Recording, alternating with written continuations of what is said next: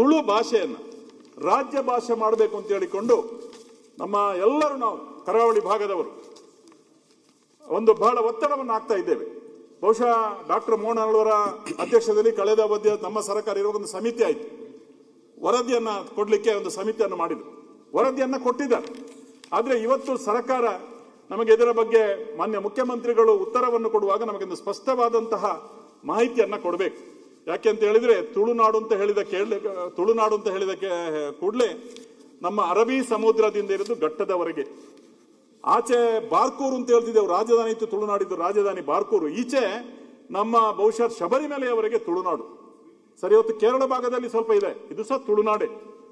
ತುಳು ಭಾಷೆಯನ್ನ, ತುಳುನಾಡಿನ ಸಂಸ್ಕೃತಿಯನ್ನ ಅದು ನಾವು ಹೇಳಿದ್ರೆ ತಿಳಿಲಿಕ್ಕೆ ಸಾಧ್ಯ ಇಲ್ಲ. ಯಾಕಂದ್ರೆ ಈ ನಾಡಿನ, ತುಳುನಾಡಿನ ಅದೆಷ್ಟೋ ಜನ ಇವತ್ತು ದೇಶದ ಬೇರೆ ಬೇರೆ ರಾಜ್ಯಗಳಲ್ಲಿ, ಜಗತ್ತಿನ ಬೇರೆ ಬೇರೆ ದೇಶಗಳಲ್ಲಿ ಇವತ್ತು ತುಳುನಾಡಿನ ಊಟ ಉಪಚಾರ ಅಥವಾ ಬೇರೆ ಬೇರೆ ರೀತಿಯ ಹೋಟೆಲ್ಗಳನ್ನ ಮಾಡಿ ಬೇರೆ ಬೇರೆ ರಾಜ್ಯದಲ್ಲಿ ಅಲ್ಲಿಯೂ ಸಂಘಗಳನ್ನು ಸ್ಥಾಪಿಸಿ ತುಳು ಭಾಷೆಗೆ ಗೌರವವನ್ನು ಕೊಡುವಂತಹ ಕೆಲಸವನ್ನ ಬೇರೆ ಬೇರೆ ಜಗತ್ತಿನ ದೇಶಗಳಲ್ಲಿ